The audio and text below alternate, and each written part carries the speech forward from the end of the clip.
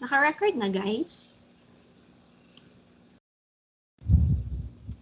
So, good evening, everyone. So, we are from Group 3 on ACA4 for BA23, and we're going to share some points that we've learned from Chapter 1 and Chapter 2 on the reporting of Group 1 earlier. So, we'll start with Hakim.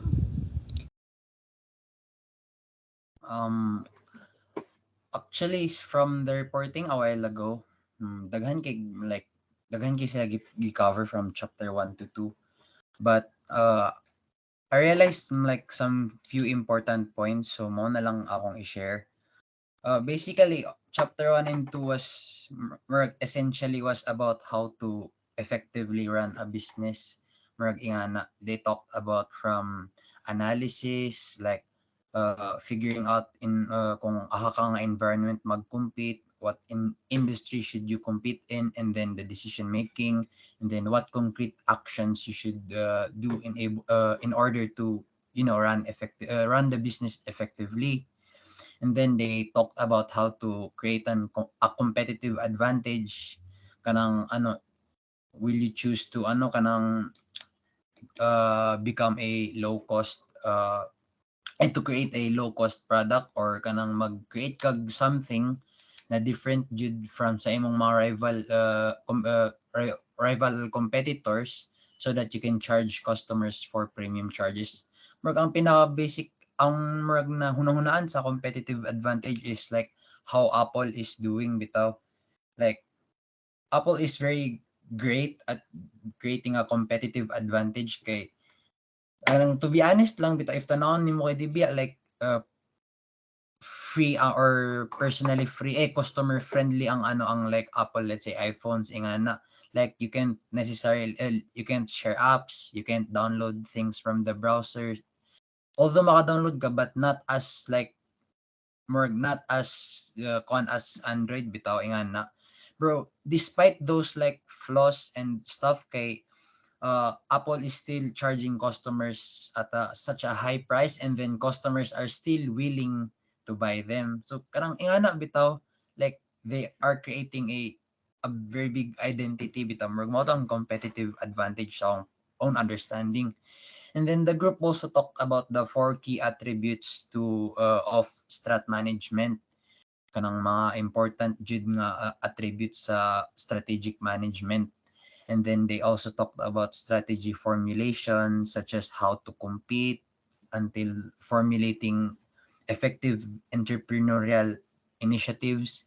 And then later on, ako pinaka-remember po sa ilang reporting kay katong about sa environmental forecasting bitaw. Kay environmental forecasting kay it's like understanding your environments para makaano ka, like maka-compete ka effectively. Like example, sa CDO, by understanding your environment, understanding the kind of people you are dealing with, your competitors, and then the imong target market, maka-get kag idea bitaw on what type of business to run. Para sa CDO, ang basic example kay most entrepreneurs and business owners kay na think nila nga murag mostly especially sa youth sa CDO kay kanang na-interest in cafes ingana.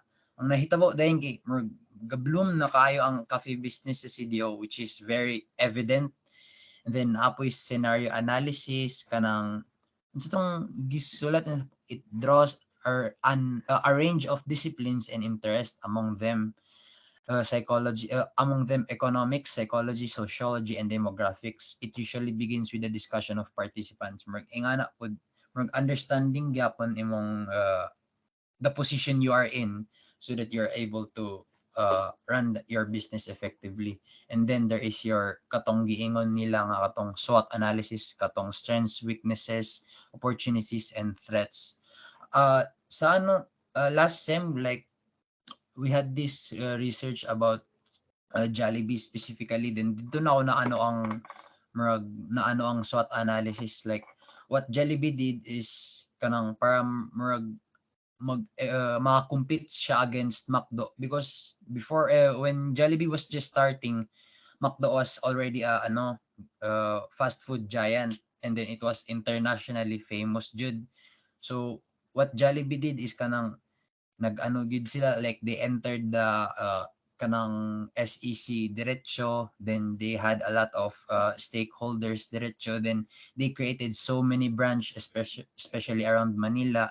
And then since diri sila situated sa Philippines, which is an archipelago, instead of creating a centralized system, like example ang head of Jollibee sa Luzon lang, ang ilang gibuhat kay decentralize nila, na-head sa na-head sa Manila, sa whole Luzon, naapoy heads sa Visayas and Mindanao. In that way, mas dali hinuon ma-manage ang mga branches ingana. And then they also bought Chowking, Greenwich, ingana bitaw. And then ang pinaka-effective, ang pinaka-effective na nakuha sa Jollibee with their SWOT analysis kay ang ilahang pag-understand Japon sa psychology and one of their target market, which is the Filipino people. Actually ang mag-raise man ta og hand ganina katong si Sir, I think ang pinaka greatest competitive advantage sa Jollibee sa McDo is that Jollibee is kanang connecting to the hearts of the Filipino people bitaw, kay you have the mango pie, you have halo-halos and stuff, you have Filipino delicacies bitaw nga murag maka-attract jud og mga native locals ingana. And then they also talked about the types of general environment such as demographic, political, sociocultural, technological, global, and economic. And so far, more akong react. Yan.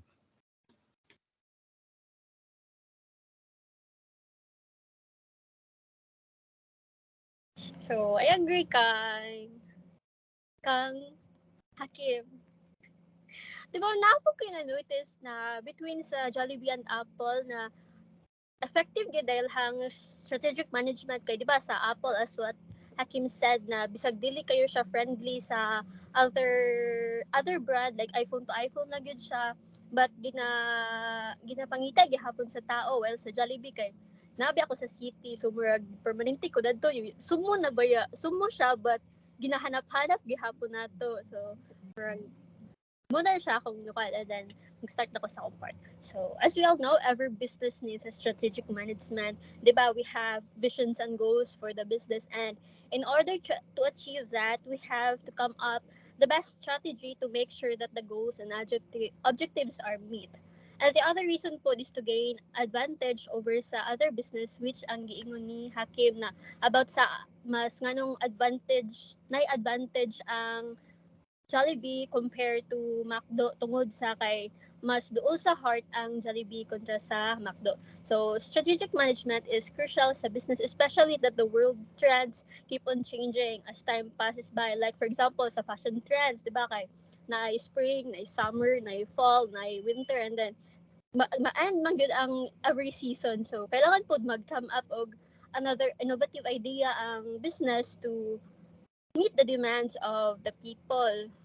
So that's why we really have to be flexible and do not know the ins and outs of the business kay kung dili man good, di ba, pwede siya makamit og mga risk along the way. So we have to know it by heart kay mura pud siya damage control, like kung like for example makamita og challenge along the way, like dili na kayo siya maka-take og time and money pod.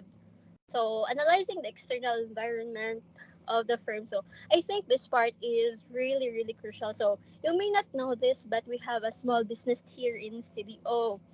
Napod Bisavilla, Salay, and Balingasag, they're all doing well man. However, napod ko na-notice the difference nila. So, like what Hakim said na here daw sa CDO kay kanang mas bigger ang crowd, mas dako ilang demand, mas daghan sila kailangan, like naigop ko sa gingon ni Hakim na 'di ba ang milk tea daw here sa CDO kay what you call that, kaning known na siya, and then Blooming. like oh yes, known na siya, like I was like oh my god, mag-open ba ako milk teahan April 16. So kailangan, so ako as a owner na bag open pa, kailangan jud ko mo come up of idea na murag kanang baka catch out pod sa attention sa ubang tao. So I have learned while observing that you really need to be bold and brave. Munang kuan bold and brave kay dili easy ang mag-start og business samot na kung ang daghan kang competitors sa palibot nimo, daghan pag og competitors kay nay Orama sa kilid, nay National Bookstore, nay Rose Pharmacy, nay, oh my gosh. So kuan good, but despite that, I think kuan good pud akong location. However, I just need to know my strength and weakness and opportunities and my threats pud para maka-come up pud kog idea to manage kuan murag to manage the risk and kuan pud to come up an innovative idea na murag mo boom siya to establish an identity.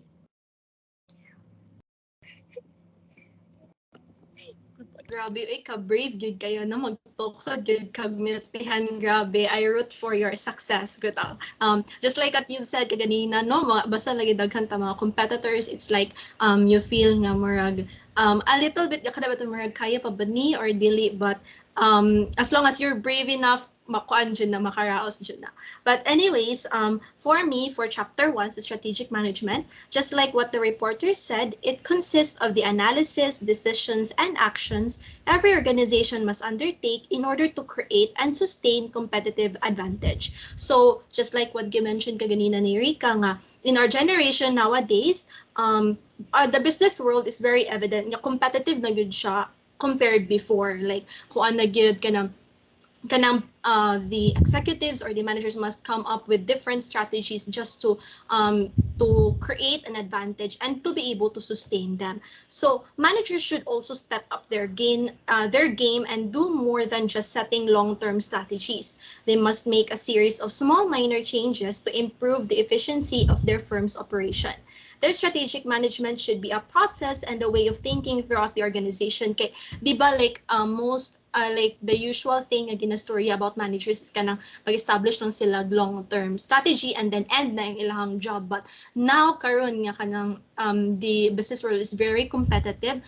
They have to do more than that. They have to create small minor changes, maskin gagmay lang, but it contributes to the overall efficiency of the firm's operation. So however, like what most people said, lisod mag-create og advantage to your competitors, labi nagdaghan like sa imuhang gisulodlan nga industry, like what gingon ni Rika ganina nga kumilktihan, lisod gid mag-create og advantage, but it is much more harder to sustain it. So it is not for the sustaining competitive advantage, it is not possible through operation effectiveness alone. It is not enough for you to sustain your advantage kung like example kung mo ning gibuhat sa imuhang like competitor, mupo na imong buhaton kay para kuan kay bali para like moangat ka gamay, you're doing the same thing pero let's say mas better ang imong gibuhat, pero it's more than that. You will not be able to sustain your competitive advantage just by keep on using the same thing, same strategies sa imong competitor, and then you're just going to improve or innovate it. Okay, although innovations is important, but it does not lead to a sustainable competitive advantage since everyone is doing it. Di ba? Like, masumuhan mo po tanga ka na, bet na makita tanga, ay mo maning gibuhat sa isa, then mo po ang gibuhat sa isa, so ay wala uniqueness. So unsa lugar, what makes their business different from the other, di ay nga no kuan man ka na nga no kailangan mo kumupalit sa ilam or ingana bitaw. So it is not enough nga you're just going to keep on doing the same thing nga imo lang dayon siyang i-innovate.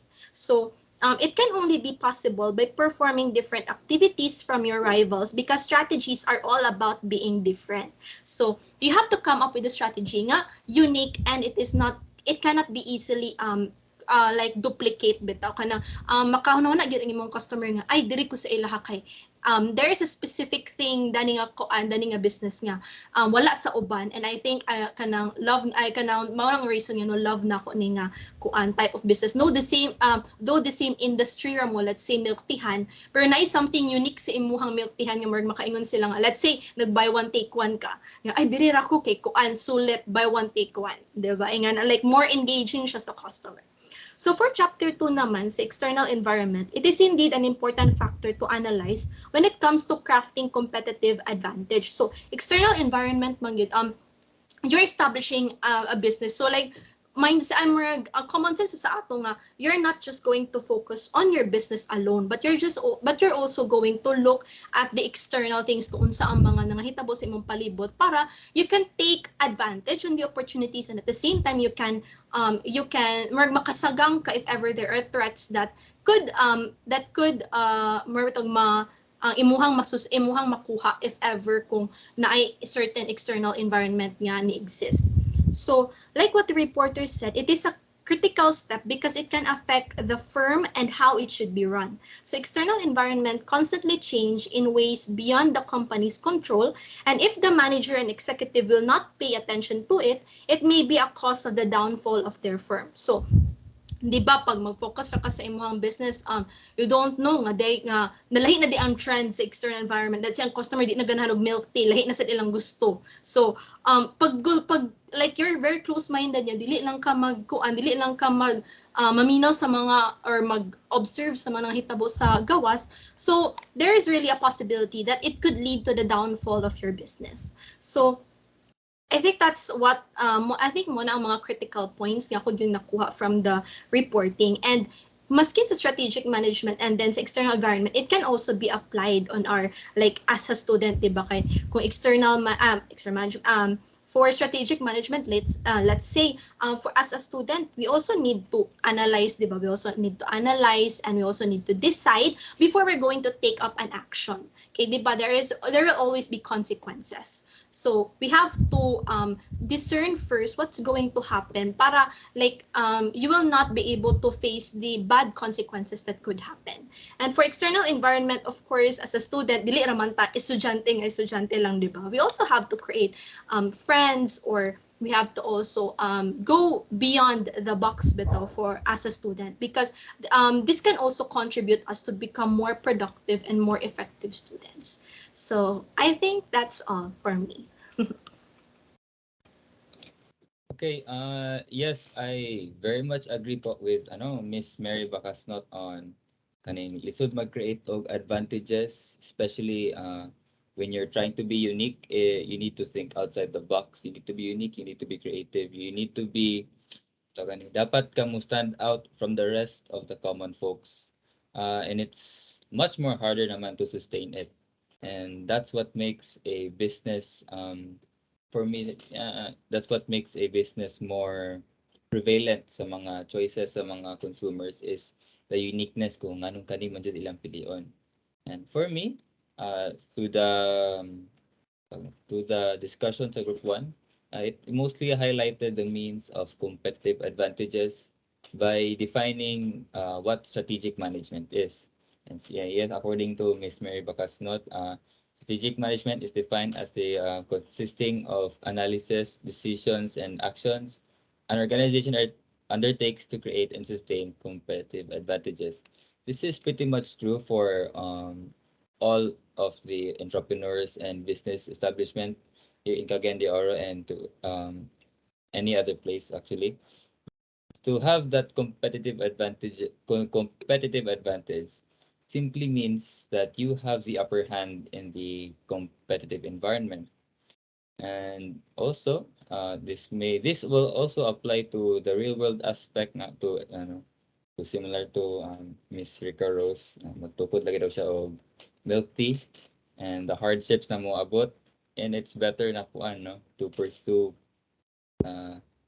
padayon lang gihapon and to have that advantage in their day-to-day troubles from simple tasks and even sa ato mga studies as students. And so chapter 2, similar naman din sa pangingon sa previous ni Ms. Mary Bacasnot na do not focus solely on your business, but also you can also use your environment for your advantages, the external factors that may pose a threat, the change beyond the company's control, such as the preference sa mga customers. It can happen and it can actually very much lead to the downfall of a business. The group discussed the emphasis of the analysis of the external environment to minimize or eliminate threats and exploit opportunities. That way, they are keeping that competitive advantage in their competitive environment. This also means that one should be able to expect the problems that will come in the future. Kasi when they are able to understand their strengths and weaknesses, they are able to fix that ahead of time para dili na sila madamay pa in the long run. This is we encountered this also. It's called the SWOT analysis, the strengths, weaknesses, and other opportunities and threats, which we actually use as students to determine the pros and cons of certain cases and pick out the opportunities to make them better. Basically, it's to pick the better apple in the tree. And that is all.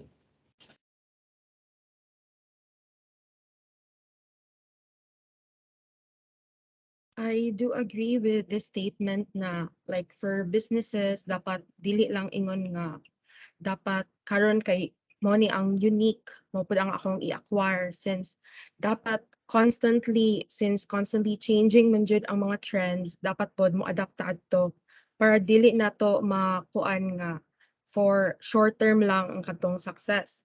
So with the same way, it is also making the business nga prevalent, the same sig ingon ni Angelo, na, and also exciting since unexpected jud kayo if kani karon nga year kani ang trend next year kay kani na sub, so dili jud kayo nato siya ma-predict. So from the first na discussion which talks about strategic management, iyahang gi cover up ang katong analysis, ang atong choices, decisions and actions na atong gina-undertake in order to make a business successful.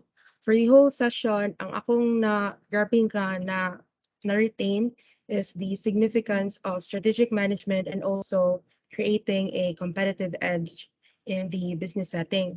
It is undeniably na ang greatest medium jud para mo boom or mo successful ang isa ka company kay ang iyahang gi-establish na goals and objectives which is also boiled down sa iyahang effective and efficient na strategy. But to be to be specific, strategy will not be nga kanang kanilang specific lang jud siya nga for the long term. Strategy will be considered different as each year passes. A strategy can be considered unique, dili not in the way nga alienated siya, but rather one of a kind and can be easily duplicated and differently authentic. Same sa gimension ni Mary kanina.